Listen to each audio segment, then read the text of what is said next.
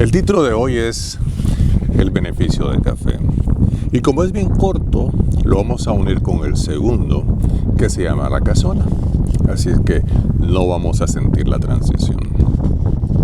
¿Recuerdan el río Caratera? Sí, aquel donde nuestro personaje se escapó de ahogar. Bueno, pues hemos regresado, porque siento que algo se nos quedó en el tintero con relación a ese lugar. Y lo que quiero que el lector, o más bien usted que me ve, sepa, es que el agua del mencionado río era también utilizada para lavar el café que producían las haciendas de Don Nicanor, que no eran pocas. Esta hacienda en particular era como el depósito principal donde se reunía la producción y se procesaba la semilla. Se le llamaba el beneficio, porque el proceso de descascarar, lavar el café y secarlo al sol en grandes patios embaldosados se le llamaba beneficiar. Eran sabanas interminables de grano tomando el sol, bronceándose en pilas de poca profundidad donde se alzaban solo un par de pulgadas y los peones se encargaban con enormes rastrillos de garantizar que el señor sol llegara a todas las capas revolviendo los granos constantemente. Tuvimos la oportunidad de ver la sorpresa que le causó a nuestro amigo Antonio el Capitalino el descubrimiento de tan ingeniosa maquinaria. Era un largo tobogán de madera en el que, mediante la fuerza hidráulica, la cáscara exterior del grano era desprendida y se diluía una película gelatinosa que se encuentra entre la cáscara y el grano propiamente dicho.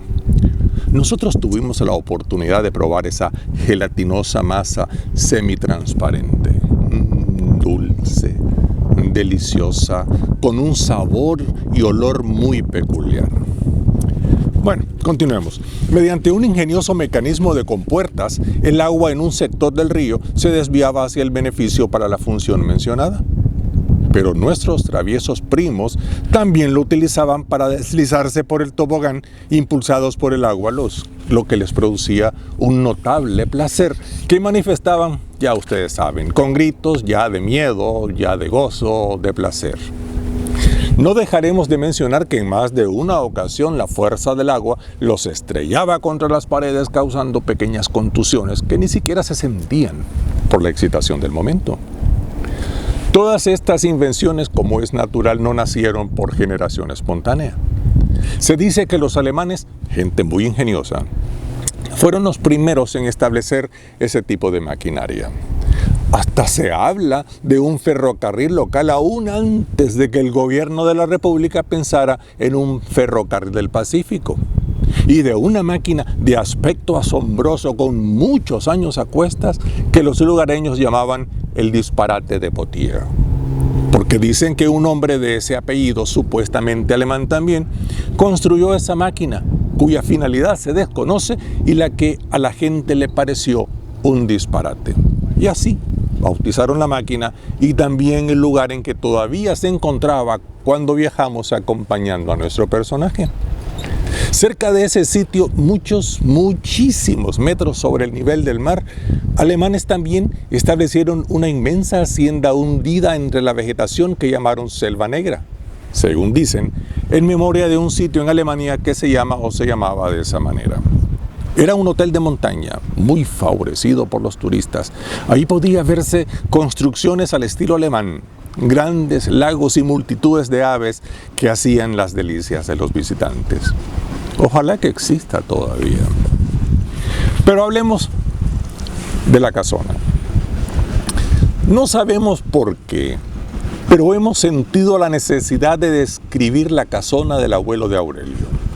Quizás por la cercanía con la casa donde habitaba Antonio y porque era como el corredor, el pasillo por donde accedían a la calle principal, ya directamente a los comercios.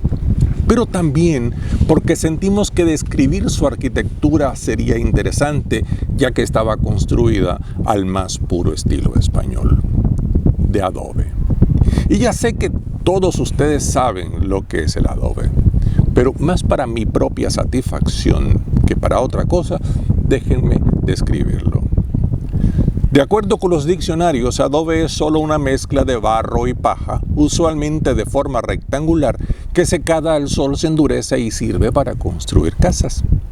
El grosor varía de acuerdo con las necesidades del constructor, pero son o eran realmente gruesos. Este material hacía las casas muy frescas y en la ciudad de las brumas las hacía francamente heladas. Bueno, volvamos a la casona en general. Su techo se elevaba a unos 20 pies del suelo, sostenido por gruesas maderas labradas a manos. De rojas tejas, como casi todas las casas del país en ese tiempo. Las tejas también ayudaban a prestar frescura al interior y eran muy favorecidas por su bajo precio. Al entrar por la amplia puerta de esa casa, lo primero que atrajo mi atención fue el olor. Un olor así como rancio, como a cosa antigua, a cosa guardada. Posiblemente debido a que por razón del clima, las puertas y ventanas muy raramente se abrían y el aire se enrarecía. En algunas partes el techo se reforzaba con gruesas columnas también labradas a mano, usualmente de un solo árbol. Los artesanos eran muy cotizados. Trabajaban con una especie de pico de hoja plana que llamaban azuela y que manejaban con una destreza sorprendente. Las paredes pintadas de blanco, encaladas, porque lo que se usaba para pintar era cal diluida en agua y mezclada con sal para mejor adherencia, que al aplicarse se miraba gris, pero que al secarse tomaba su color blanco característico. La amplia sala se adornaba con ese especial tipo de sillas mecedoras que muchos tiempo después se conocieron como sillas abuelita. Grandes, bellos y antiguos baúles en las esquinas, con pesados aldabones y refuerzos metálicos, con anchas correas de cuero, con hebillas de bronce reluciente para cerrarlas apropiadamente. Y la tranca, un pesado y largo trozo de madera que por detrás de la puerta impedía el acceso a los amigos de lo ajeno. Muy pocas puertas, casi me atrevo a decir que ninguna puerta tenía cerraduras, al menos no el concepto moderno de cerraduras. Sí recuerdo el zaguán. Esa tenía una de aquellas antiguas cerraduras con una llave parecida a la que algunas imágenes de San Pedro muestran como las llaves del cielo. Largas, con un aro en un extremo y 3 gruesos dientes de distintas longitudes en la punta. De la sala se pasaba inmediatamente al comedor, igualmente grande, gigantesco casi. En el centro, una pesada y oscura mesa, larguísima, rodeada de 12 sillas de alto espaldar ricamente labradas, con el asiento y el espaldar de cuero sujeto por clavos de ancha y brillante cabeza. El cuero lucía brillante y oscurecido por el constante uso. En aquellos tiempos, gracias a Dios, las familias se reunían para comer en ameno convivio. Y me pregunto, ¿dónde estará esa costumbre? De ahí a la cocina. Esta era otra estancia inmensa, un cocinero de 4 huecos. ¿Y qué es un cocinero? Sobre 6 pilares formados por gruesas ramas enterrados en el piso de tierra, era la única pieza de la casa con piso de tierra, se colocan largueros que soportan tablas sobre las cuales con barro y paja se forma una estructura hueca con 4 agujeros por donde sale la llama producida por la leña prendida dentro del hueco.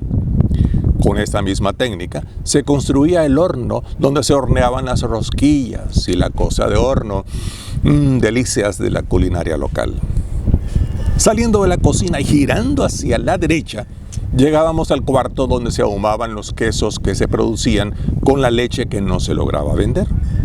Y prácticamente ya estábamos en el solar que unía las dos casas. Queremos detenernos un poco en el cuarto de ahumar.